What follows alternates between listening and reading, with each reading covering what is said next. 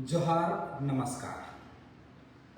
कल रात्रि में हमारे साथियों के साथ मारपीट और तोड़फोड़ की घटनाएं हुई।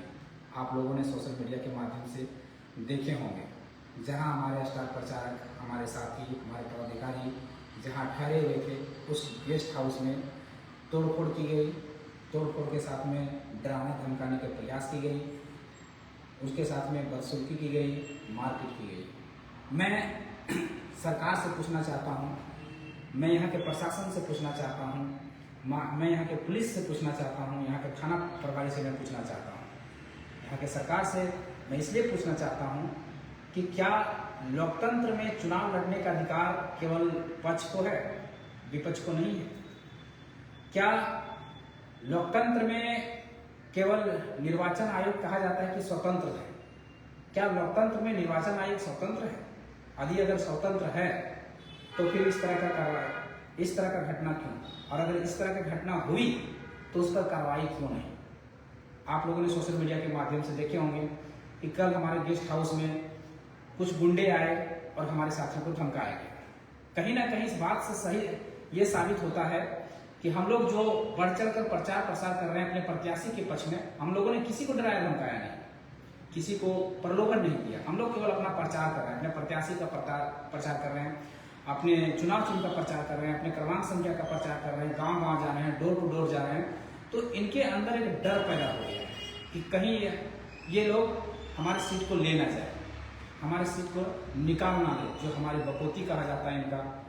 ऐसे तो लोकतंत्र में बपोती किसी का होता नहीं, लेकिन इनको लगता है कि ये सीट हमारा बपोती है, जिस कारण से हमारे साथियों को डराया गया, धमकाया गया, ताकि हमारे साथी प्रचार करने ना जा पाए। हमारे साथी कल 30 साथी आए हैं प्रचार करने के लिए। एक हुजूम उमड़ पड़ा है, पूरे झारखंड के कोने कोने से लोग आ रहे हैं, पदाधिकारी आ रहे हैं, स्टार प्रचारक आ रहे हैं। उनको रोकने के लिए हमने व्यवस्था की। व्यवस्था करने के बाद इन लोगों ने देखा कि ये लोग बाहर से आ रहे हैं, तो इनको डराया जाए, ये लोग धमकाया जाए। अगर डराएंगे, धमकाएंगे तो ये प्रत्याशी को अकेला छोड़कर अपने घर की ओर प्रस्थान करें। लेकिन ऐसा होने वाला नहीं है, कतई नहीं है। हम लोग यहाँ चुनाव लड़ने के लिए आए हैं और दमखम से चुनाव लड़ने के लिए आए हैं। हम लोग को किसी बात का डर नहीं है, किसी बात का भय नहीं है। हम लोग चुनाव प्रचार करेंगे, चुनाव एकदम मजबूती से लड़ेंगे, रिजल्ट कुछ भी हो, लेकिन हम लोग झुकेंगे नहीं। लेकिन हाँ, सवाल प्रशासन पर जरूर खड़ा होता है, सवाल निर्वाचन आयोग पर खड़ा जरूर होता है, सवाल सरकार पर खड़ा जरूर होता है। क्या लोकतांत्रिक देश में दूसरा व्यक्ति को चुनाव लड़ने का अधिकार नहीं है? यदि है तो फिर हमला क्यों? आप निष्पक्ष तरीके से चुनाव लड़िए ना, जैसे हम लोग लड़ रहे हैं।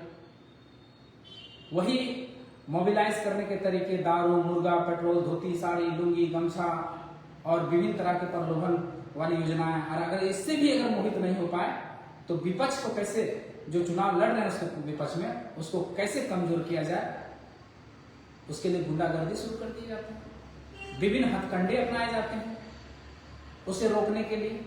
क्यों? एक आम नागरिक से, एक आम प्रत्याशी से, एक आम आदमी के पार्टी से इतना डर क्यों?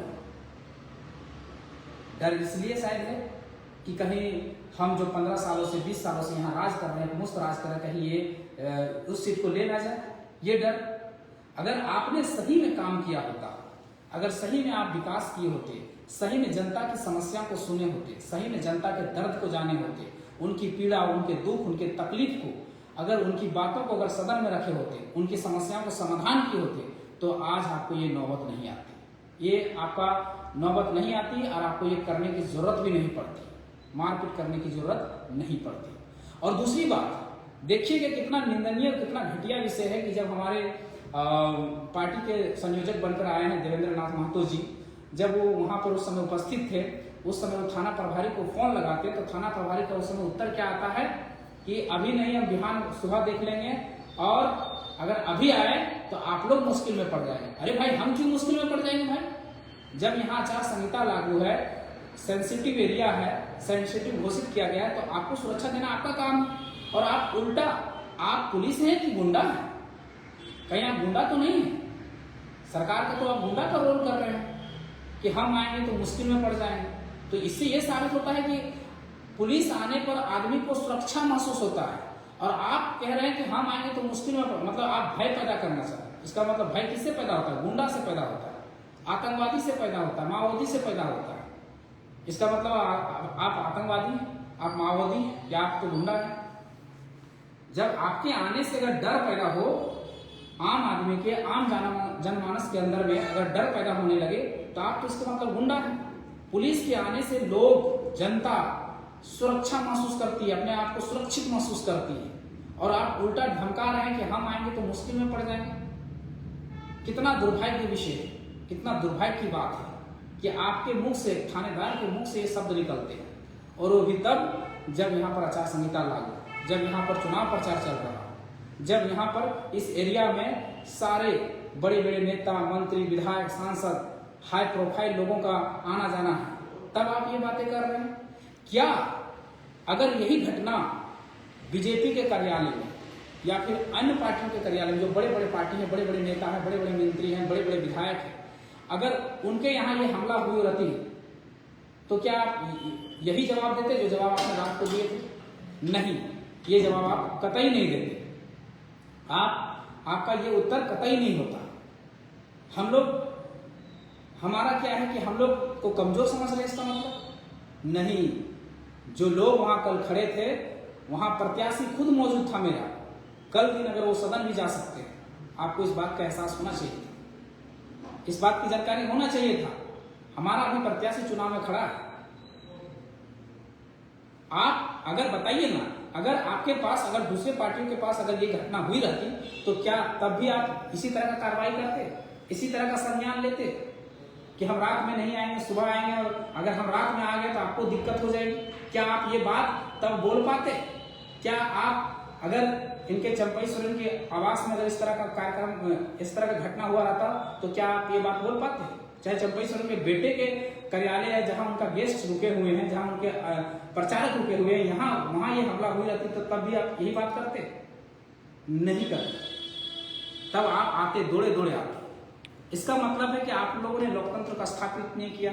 इसका मतलब आप संविधान को नहीं मानते। इसका मतलब आप कानून को नहीं मानते, या कानून में हम लोग को समानता नहीं देते, या समानता नहीं मानते। वीआईपी के लिए अलग कानून है, आपके लिए अलग कानून है। वीआईपी के लिए अलग संविधान है, आपके लिए अलग संविधान है। वीआईपी के लिए अलग लोकतंत्र है, हमारे लिए अलग लोकतंत्र है। ये तो आप एक अलग तरह का संविधान लिख रहे हैं, एक अलग तरह का कानून लिख रहे हैं। जनता आपको देख रही है, जनता आपको सुन रही है। इसका उत्तर आपको देना पड़ेगा, इसका जवाब आपको देना पड़ेगा। और घाटशिला के वासी, घाटशिला विधानसभा के जितने भी जनता इस बात को सोशल मीडिया के माध्यम से देखे होंगे, जाने होंगे, समझे होंगे, तो आप लोग गांठ बांध लीजिए। सोचिए, जो आदमी चुनाव के टाइम में ऐसे हरकतें करा सकता है, जो सरकार चुनाव के टाइम में ऐसी हरकतें करा सकता है, तो चुनाव खत्म होने के बाद ये लोग क्या करते हैं, किस तरह का शोषण करते होंगे, किस तरह का जुल्म करते होंगे, आप सोच के सकते। तो इसी रवैये के खिलाफ आप लोग को वोट करना है। वोट हमारे जेल कैंप के प्रत्याशी रामदास मुर्मू, जो निडर होकर लड़ रहे हैं, उनको वोट करिए। कैची छाप क्रमांक संख्या 5 पर वोट करिए, और वोट करके सरकार को चोट करिए। सरकार को जता दीजिए, बता दीजिए कि गुंडागर्दी अब यहाँ नहीं चलेगा।